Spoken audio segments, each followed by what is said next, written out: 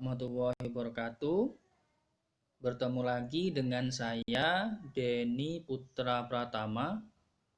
Di video kali ini saya akan membahas tentang konsep dasar sejarah.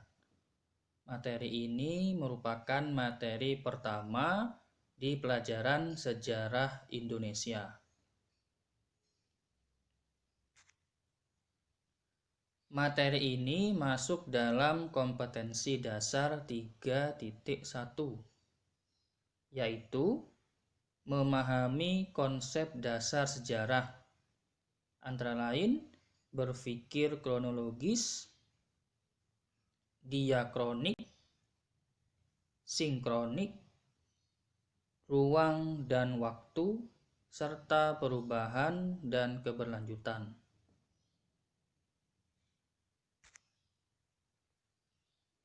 Tujuan pembelajaran.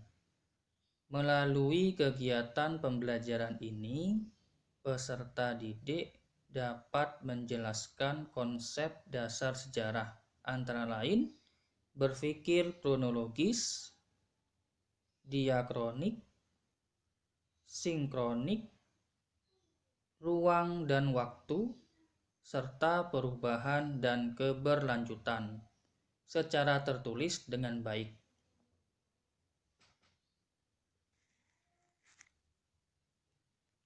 Konsep dasar sejarah meliputi 1. Kronologis, yang kedua diakronik, yang ketiga sinkronik, yang keempat ruang dan waktu, yang kelima perubahan, dan yang keenam keberlanjutan.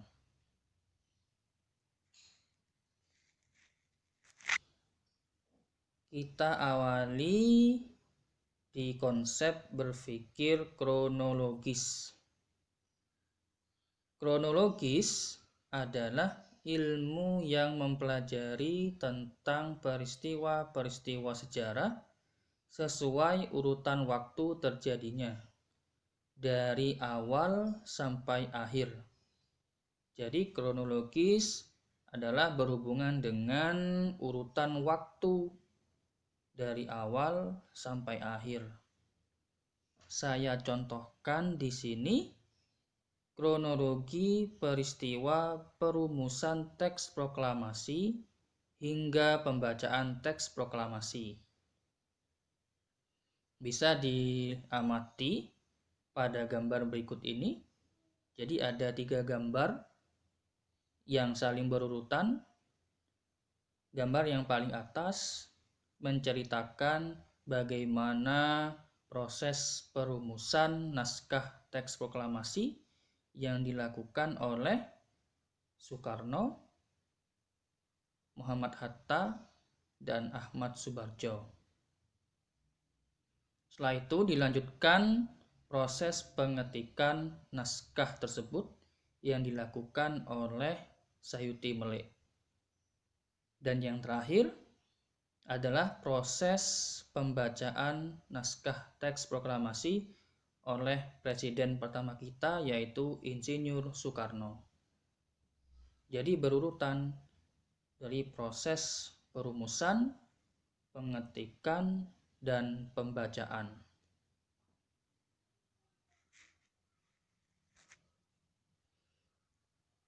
Selanjutnya, konsep berpikir diakronik. Diakronik yaitu berpikir mengenai peristiwa sejarah dalam urutan waktu yang panjang, tetapi terbatas pada ruang. Jadi waktunya panjang, tetapi terbatas pada ruang. Saya contohkan di sini peristiwa Perang Diponegoro di Jawa tahun 1825 sampai 1830. Perang Diponegoro berlangsungnya di Jawa melawan pemerintah kolonial Belanda. tahun 1825 sampai 1830. Kalau dilihat dari waktunya, panjang, lama, sekitar hampir 5 tahun. Tetapi jika dilihat dari ruangnya atau wilayahnya atau lokasinya, terbatas hanya di Pulau Jawa saja. Jadi terbatas pada ruang hanya di Pulau Jawa.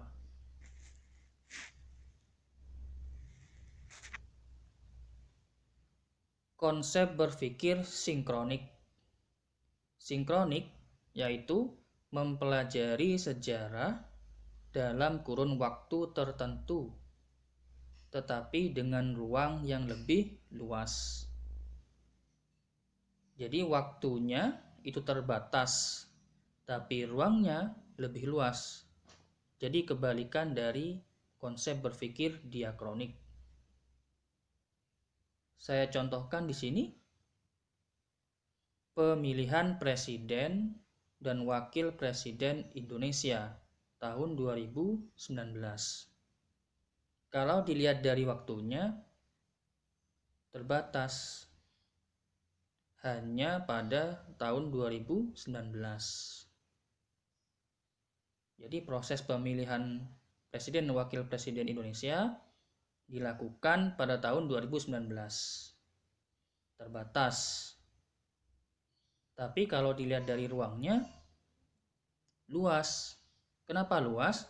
Karena yang ikut pemilu atau pemilihan umum ini dari Sabang sampai Merauke, warga negara Indonesia. Bukan hanya yang ada di dalam negeri, tapi juga di luar negeri. Jadi waktunya terbatas, ruangnya lebih luas.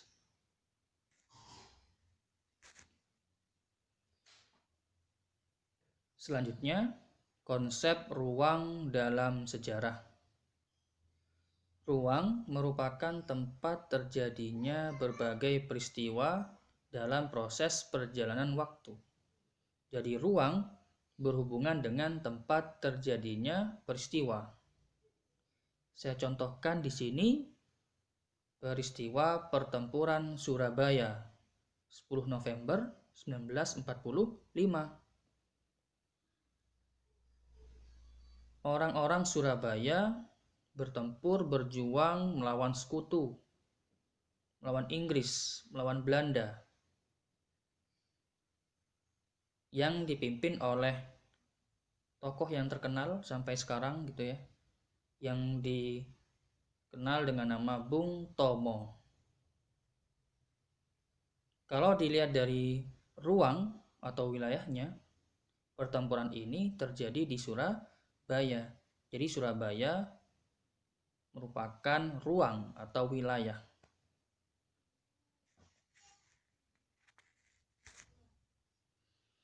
Selanjutnya, konsep waktu dalam sejarah. Konsep waktu dalam sejarah adalah waktu terjadinya berbagai peristiwa. Jadi berhubungan dengan hari, tanggal, bulan, maupun tahun. Saya contohkan di sini peristiwa proklamasi kemerdekaan Indonesia yang terjadi pada hari Jumat tanggal 17 Agustus 1945. Jadi hari Jumat tanggal 17 bulan Agustus tahun 1945 adalah bagian dari waktu.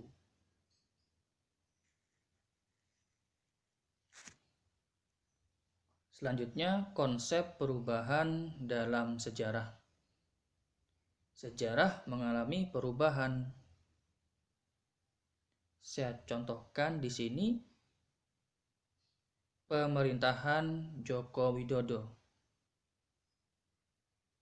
yang sudah memerintah Indonesia bisa dikatakan 2 periode. Satu periodenya 5 tahun.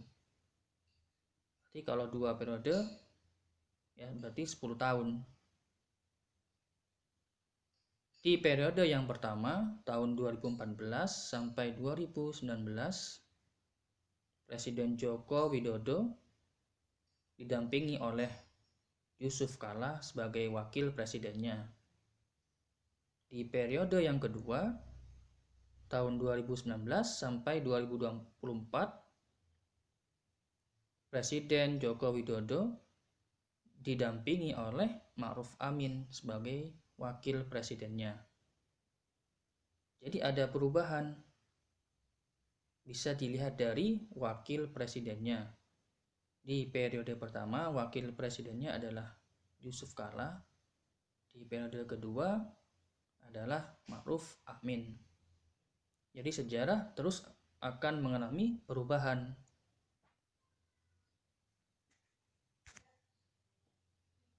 Yang terakhir adalah konsep keberlanjutan dalam sejarah. Sejarah akan terus mengalami keberlanjutan. Masa lalu, masa sekarang, dan masa yang akan datang.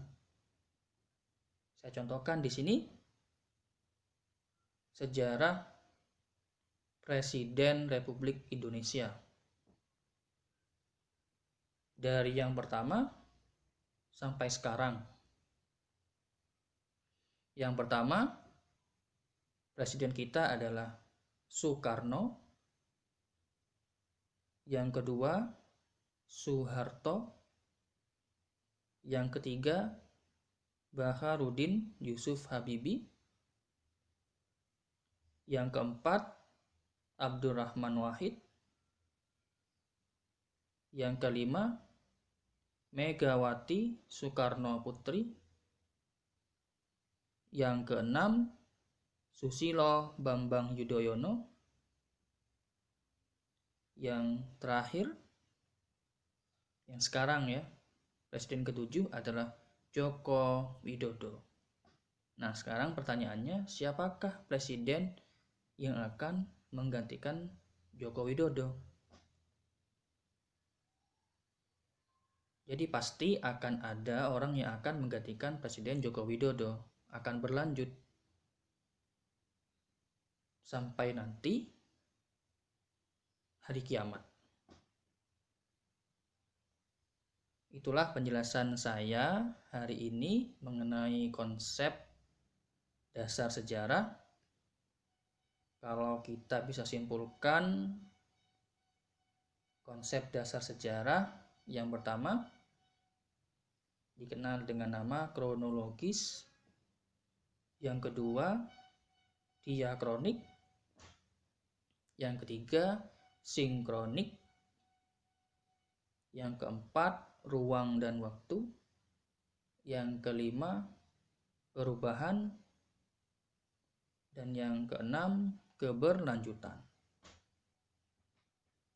Oke, itu materi yang bisa saya sampaikan hari ini. Kita akan lanjut ke video selanjutnya, yaitu mengenai kehidupan manusia praaksara. Jadi tunggu video dari saya. Sekian. Assalamualaikum warahmatullahi wabarakatuh.